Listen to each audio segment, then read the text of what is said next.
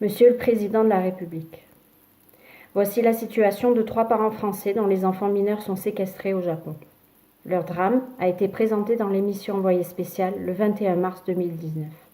À la vue de l'extrême gravité de la situation, nous vous demandons de lire cette lettre en entier. Stéphane Lambert n'a pas vu son fils Nathan, né en 2012 au Japon et baptisé en France, depuis juillet 2016. Entre 2015 et 2016, il n'avait pu rencontrer son enfant enlevé par sa mère en 2015 que 14 petites heures en lieu médiatisé. Depuis juillet 2016, son épouse japonaise lui refuse tout contact avec son fils, dont il ne sait ni où ni comment il vit.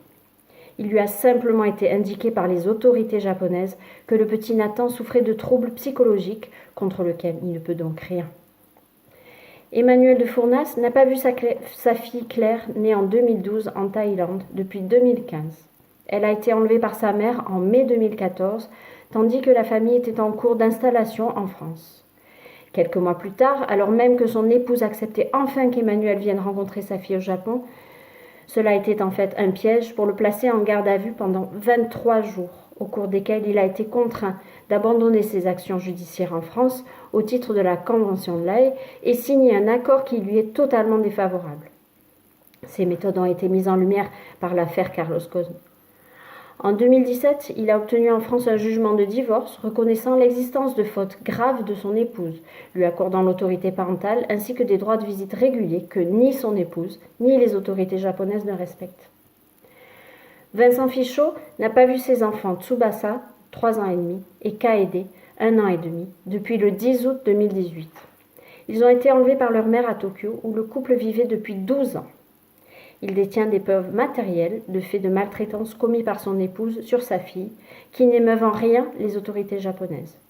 Fils d'un officier de gendarmerie qui a servi la France durant 4 décennies, il est épaulé par son père dans ses démarches judiciaires en France, qui se sont pour l'heure avérées infructueuses. Voici un appel d'aide des parents.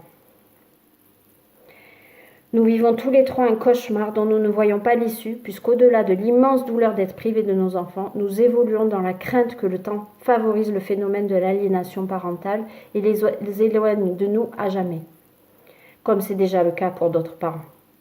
Nous n'avons pas vu nos enfants depuis des mois, voire des années, dans l'indifférence totale de la justice japonaise, qui, loin de reconnaître notre statut de victime, refuse de recevoir nos plaintes et nous menace de poursuites pour harcèlement si nous cherchons à approcher nos enfants.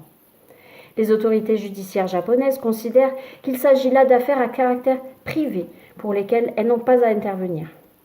Pour les enlèvements à l'intérieur du Japon, la garde des enfants est systématiquement octroyée aux parents kidnappeurs. Dans 90% des cas, la mère. Et fixe un droit de visite de l'autre parent quasi inexistant, 2 heures par mois en lieu médiatisé, que le parent kidnappeur est au demeurant totalement libre de ne pas accepter. Tandis qu'au moins 3 ressortissants français, privés comme nous de leurs enfants, se sont suicidés ces dernières années. Vous recevez le Premier ministre Shinzo Abe dans quelques jours, d'où notre démarche à votre attention comme un ultime appel à l'aide. Nous vous demandons solennellement, en tant que citoyens français, parents d'enfants français, de rappeler le Japon au respect des conventions internationales qu'il a ratifiées et qui s'imposent à son ordre juridique interne. Si les textes étaient appliqués par le Japon, les enfants pourraient mécaniquement renouer contact avec le parent dont ils sont si injustement privés.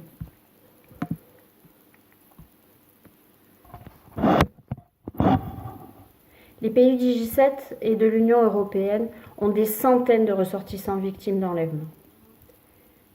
Ce ne sont pas des séparations conflictuelles, mais il s'agit d'enlèvements parentaux par un ressortissant japonais. Cette situation est bien connue des autorités françaises, puisque le 25 janvier 2011, une résolution avait été adoptée au Sénat, tendant à permettre aux parents français d'enfants franco-japonais de maintenir le lien familial en cas de séparation ou de divorce. Force est de constater qu'à ce jour, il n'y a toujours aucun mécanisme concret qui permette de réunir les enfants enlevés par leur famille française.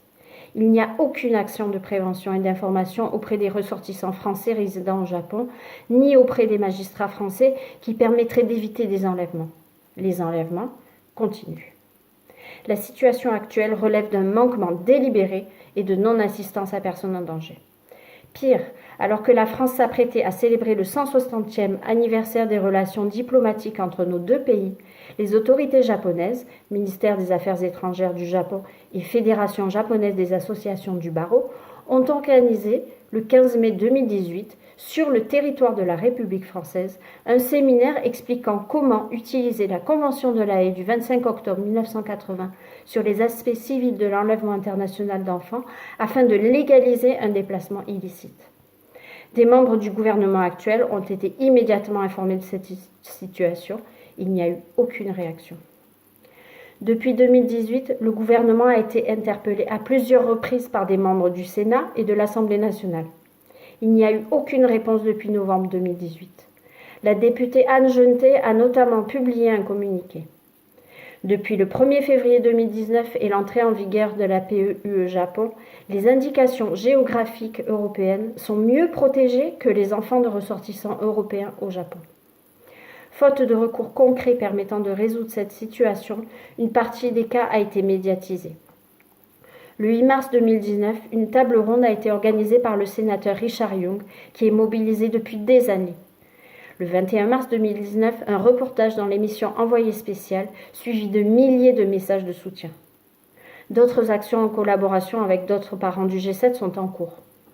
La priorité du G7 sous présidence française est la lutte contre les inégalités, notamment les inégalités de destin. Or, ces enfants en sont victimes car l'un de leurs parents est japonais. Ils sont privés de leurs droits les plus fondamentaux. Il s'agit d'une atteinte à l'ordre public international. Voici une liste non exhaustive des articles bafoués par le Japon et le dernier point s'applique à la France. La Convention de Vienne sur les relations diplomatiques, ratifiée en 1983, articles 35 et 36. La Convention internationale des droits de l'enfant, ratifiée en 1994, article 9. La Convention du 25 octobre 1980 sur les aspects civils de l'enlèvement international d'enfants, ratifiée en 2014, articles 1, 3, 7, 10, 14, 16, 19, 21. La Constitution du Japon, article 4. Le Code pénal japonais, article 224. Le Code civil japonais, modifié en 2011, article 766. Et le Code pénal français, article 434.1, la non-dénonciation de crimes, 227.7, 224.1, 113.7. Monsieur le Président de la République, l'État français doit protection à ses ressortissants. Vous pouvez mettre terme à cette violation des droits de l'homme par le Japon. Vous pouvez sauver ces enfants et prévenir des milliers d'enlèvements supplémentaires.